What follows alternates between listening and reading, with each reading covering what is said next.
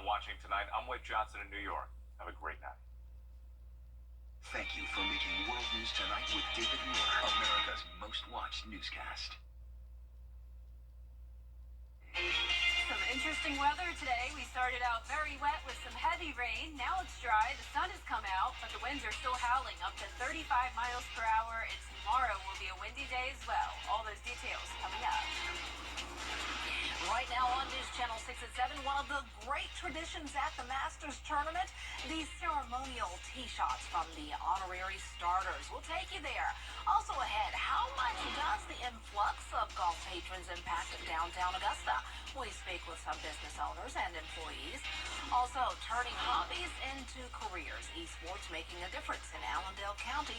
As your News at 7 starts now. Live from Television Park, this is WJBF News Channel 6 at 7.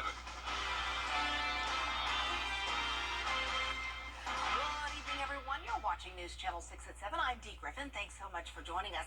Coverage you can count on begins as the wait is finally over. The Masters is underway. And as always, the tournament got off to a very special start. Brad Means has the story live from Augusta National Golf Club. Brad. Hey, Dee, great to be with you on this beautiful Augusta evening where this beautiful Augusta morning got off to a wonderful start. You know, the tournament cannot get underway here unless we see three of the greatest golfers in the game hit those three ceremonial tee shots. And I'll tell you what, this morning, Jack Nicklaus, Gary Player, and Tom Watson did not disappoint. Thursday's weather delay did not dampen the excitement on this Masters morning. Please be safe, and we're happy you're here. Patrons getting the green light. You will walk with the group that's in front of you, please, okay? Let's proceed. Thank you. To find a spot and witness this special moment. It's the best part. Kind of gets everything started. You know, beforehand, it's all kind of fun and games. And today, it's down to business. Jack Nicklaus, Gary Player, and Tom Watson have a combined 9 green jackets. Masters victories that span 6 decades. It's just amazing. This is a tradition. Being here is like walking on hallowed ground. And all these people that I've always heard about, I've seen on TV, I'm getting to see in person, and it is like, it's a magical moment. And for some patrons, this moment is about so much more than just watching 3 men hit a golf ball.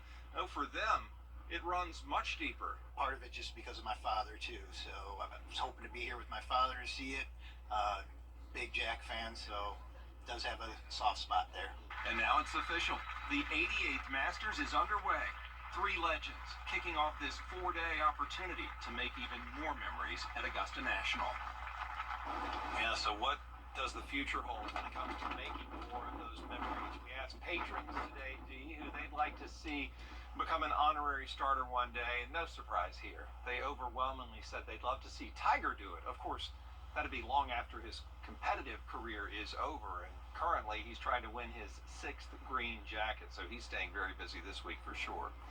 We're live at Augusta National Golf Club. I'm Brad Means. Steve, back to you. All right, Brad, thanks so much. And as you can hear, it is windy out there. The wind was blowing against Brad's mic. And for our first look at our weather, we turn now to meteorologist Jenna Petracci. It is beautiful, but windy out there. Yeah, the winds have just not settled down all day long. Even though we had the sun come out, the winds are going to still stick around even into Friday. It'll be beautiful and sunny tomorrow, but still windy. Here's a look at those rainfall totals from earlier today. Notice the majority of the heavy rain stayed just to our southwest and just to our southeast. But places such as Emmanuel County did get close to around 2 inches of rain. North of the interstate, though, around 1/4 of an inch to 1/2 inch. So a lot of us didn't get much rain at all. No major flooding concerns. Right now, it's mostly dry as we look at Live Viper 6. We do have some showers approaching our western counties. Hancock County getting hit with some of this light rain at the moment, but the good news is that the severe weather threat is over. You just still have to deal with the winds, but they are going to settle down within the next hour or so, and we do have some more showers moving in. Now, there is a lot of dry air here for this rain to overcome, so a lot of this rain will break apart by the time it pushes into the CSRA. Dew points down to 53 in Augusta. So those winds picked up to 53 miles per hour today at Barnwell Regional Airport. The rest of the CSRA around 30 to 40 miles per hour. And right now, those winds sustained at 17, at 21 in Aiken, 20 in Edgefield, and the gusts up to 34 in Augusta, 33 in Evans, 29 in Waynesboro. So we have one more hour of the wind advisory. We'll get a bit of a break late tonight through early chilly tomorrow morning, and then the winds continue to howl tomorrow afternoon. Lake wind advisory from 11 a.m. until 8 p.m. tomorrow night. Beautiful night, though. Here's a look at our Terry Lambert Hyundai Skyview cam at Doctor's Hospital. Temperatures made it to the low 80s today. Right now, we're at 76 in Augusta, 75 in Gibson, and 77 in Edgefield. Behind this cold front, we have some cooler air moving in, also drier air. It'll be completely clear tomorrow morning and a bit chilly, 53 degrees at 7 a.m. Now, coming up, I'll have a look at the beautiful weekend in store for us, so stay with us, but back to you, Dee. All right, thanks so much, Jenna. We'll see you then. A rainy morning caused the gates to open late today at Augusta National, but that did not dampen patron spirits. Hannah Latier shows us how they got through it. Even though the gates opened an hour and a half late for the first round of the tournament, patrons tell us they kept the faith, but were a little nervous at first. They say they were anxiously checking the forecast the night before and were glad the lightning hold was lifted. Preparation was key, with a lot of patrons wearing parkas and rain boots. And as the clouds started to disperse and the sun began peeking out, patrons knew the day was about to turn around. We have some friends that were golf gods in a past life, and they worked their magic. It's the Masters. Every day's a beautiful day, so I think this rain's going to pass on by. We'll probably see some sunshine later, so we're super pumped. Patrons believe it's going to take a lot more than this to rain on their parades, but are hoping for optimal conditions for the rest of the week. At Augusta National Golf Club, Hannah Latier, WJBF News Channel 6. The Masters has always been an asset to the Garden City's economy, so how are businesses in the downtown area seeing the impacts? Well, the weather has been favorable throughout the week at Augusta National, with the exception, of course, this morning, leading to a late start due to rain. But the downtown area is seeing plenty of parking spaces filled and many patrons checking out businesses in the Garden City. Now, while some people say business this week is normal, others say the tournament is helping bring customers through the door. We've had good traffic every day. Have found the mornings have been quiet, and it picks up usually around lunchtime. And we're getting some patrons who are just they went the day before to the tournament, and then some of the customers who've been coming in are wives or spouses of the people who are actually out at the tournament. While patrons are at Augusta National during the day, a lot of them come to restaurants and bars that are opening up as we speak. So enjoy, everybody, and welcome to Augusta. Well, it is one of the last houses standing on the old Berkman's Road. Masters patrons and people who live in Augusta often ask about the house and wonder why it's still here. Well, the Richards family has lived in this home for generations, and despite the changing landscape, they're not ready to move just yet. The house holds many memories for the Richards family, and their mother, Mary Ann, and her husband got it in the 1950s and raised their 10 children here. When she passed, we kind of really had no desire to sell it. We liked it being home to all the kids, grandkids, nieces, nephews. They enjoy it. So they wouldn't be happy if we did sell it. In the future, they say it may get sold, but as of now, they want to keep it in the family and have no plans of selling it in the near future. Well, video games and esports are transforming lives, turning hobbies into careers in competitive gaming, the military, and STEM fields. ACAM Bureau Chief Sean Cabbage-Stock has more on how one group is taking tech to the community.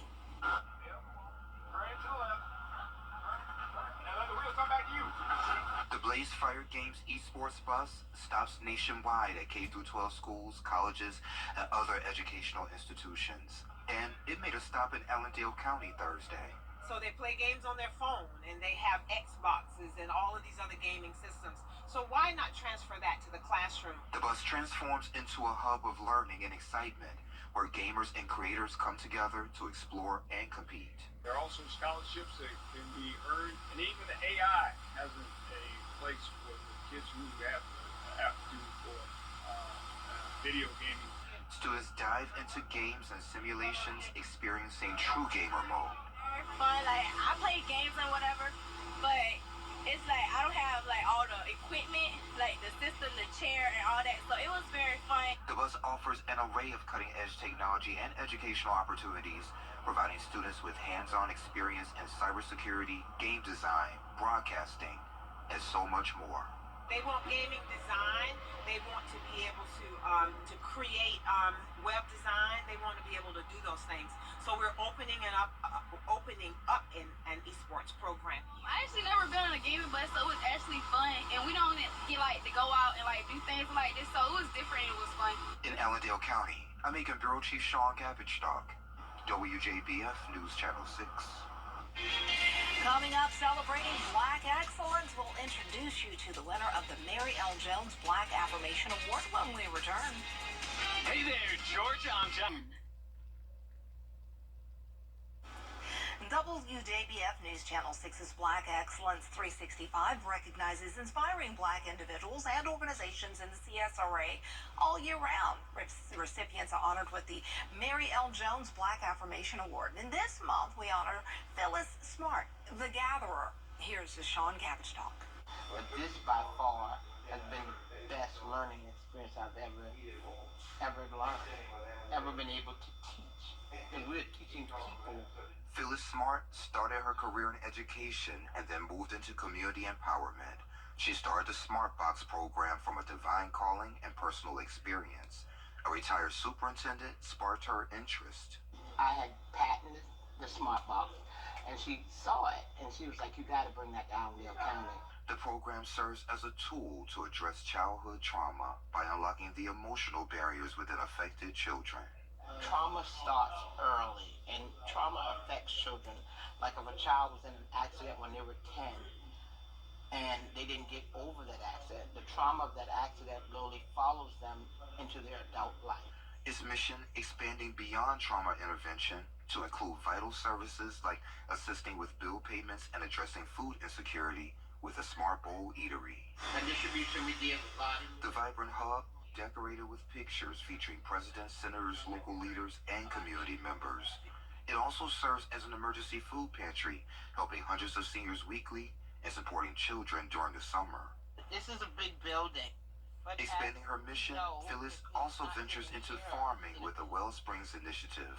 Spanning nearly 6 acres, it will provide access to fresh produce and promote sustainable agriculture. This right here is where we're going to put the farm. We're going to farm 1 acre of land, maybe 4 or 5 rows of different things, cut them in half. You might have tomatoes and cabbage on one, and then you might have greens. If we do decide to do greens, and you have it on one, you can have the strawberries. It'll also be a hub for healing, education, and community empowerment, including recreational areas, prayer and meditation spaces, and a potential shelter. I can see it. You know, I can see where the houses will go, because over here I would like to put a dormitory house for people that could come from across the world and be healed of trauma. And just, you know, this is the type of place you need to be. Recognizing the need for support, Phyllis also launched programs like the 100-Degree Change Academy and 50 Boys, 50 Men project to uplift the community, particularly the youth. And I know that it's many things that they carried hurt and pain that they were not fully able to express. We have to get that out of our young boys because they become desensitized and they no longer care. She also amplified community voices by getting into local government. Faith, perseverance, and a steadfast commitment to serving others are why she's honored with this month's Black Affirmation Award. The little girl in Buford would have stayed in a 9-to-5 and think that that was it. That was the world. Because I made money and I worked and I came home and I took care of my kids. But now, I could never go back to a 9-to-5. And congratulations. If you would like to nominate someone for the Mary L. Jones Black Affirmation Award, just go to our website, WJBF.com. And the high winds continue. Another windy Friday, but beautiful sunshine. Not only Friday, but into the weekend. A brief cool down and then warming back up to the 80s on Sunday. All those details right after the break. Of course, Brady's destination is BrandsMart USA.